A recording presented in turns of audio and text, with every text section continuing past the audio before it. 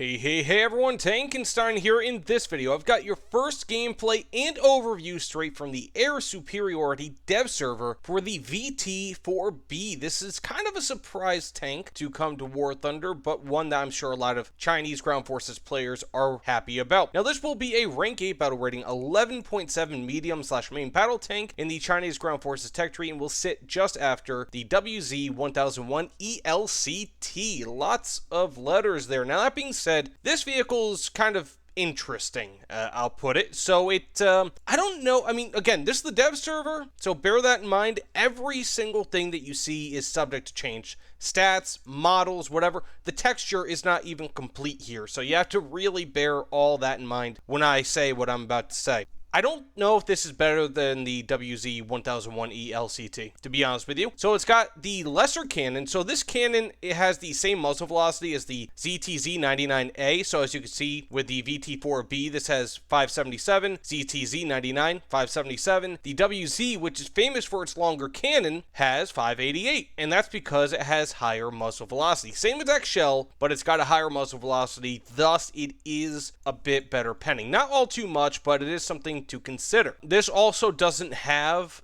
as big of a machine gun, as you can see, 14.5. This has a 12.7. Of course, the ZTZ-99 also has 12.7, but it is what it is. In my opinion, this should probably be after the ZTZ. It just is more similar to that. Not sure why it isn't, but here we are. Now, this also only has 1,300 horsepower, whereas the other two 11.7 BR vehicles I have here are 1,500 horsepower. Even though this does weigh 3 tons less, it's still 200 horsepower less, and it also has a 5 km/h lower top speed. So I did the math. I think this comes out to around 25 horsepower per ton, which is by no means bad, but it is around 8 to 10% worse than the ZTZ-99 and the WZ-1001. So that is something to consider. Now, more interestingly, more importantly here, and again, everything is up for change. I mean, like, when I click on this is very obviously composite armor. It is not nearly complete, so I'll probably be killed and then some very, very easily in this video once I get to the gameplay. But this is just proof. Not everything is complete. But one thing that's a little bit disturbing here in the dev server, this has FY4 ERA. The WZ-1001 and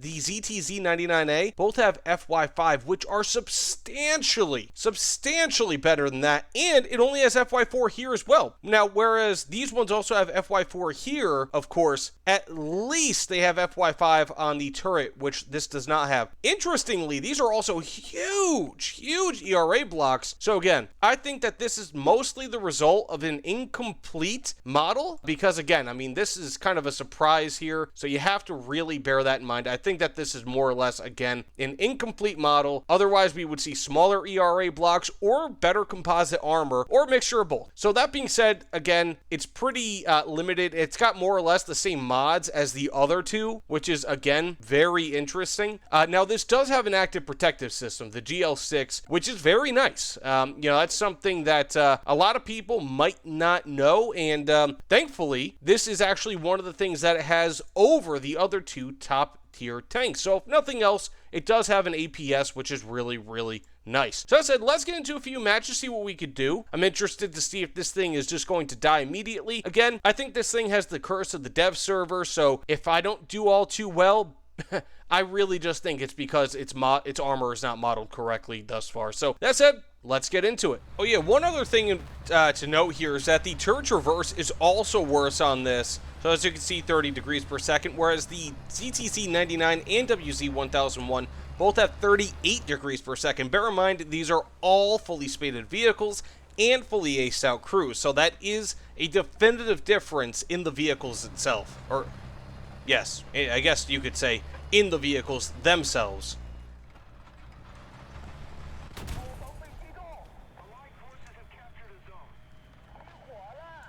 Sorry about this, buddy.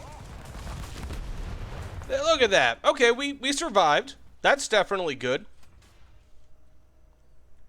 He shot me right there. Let's see what sort of damage he did. Not all too much. Now, this does not have a spall liner, at least as of current, but I survived that, and it went right through that turret. Now, again, bear in mind, or the turret ring, rather. Bear in mind also, the gun difference between this and the WZ is negligible, right? Like, that has a substantially larger gun for a fairly minimal amount of armor pen. So you don't really get too much benefit from it.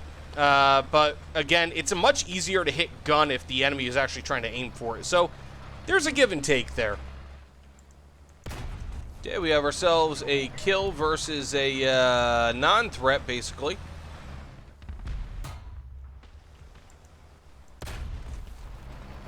Very nice. We are killing ourselves World War II vehicles because that's what the founders would have wanted.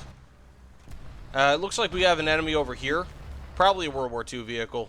It's always a World War II vehicle. That's several World War II vehicles. If it's not one, it's numerous. And that's just kind of how the dev server is.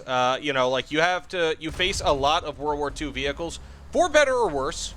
You know, I mean, it's not like it's not fun. I mean, who doesn't like getting free kills?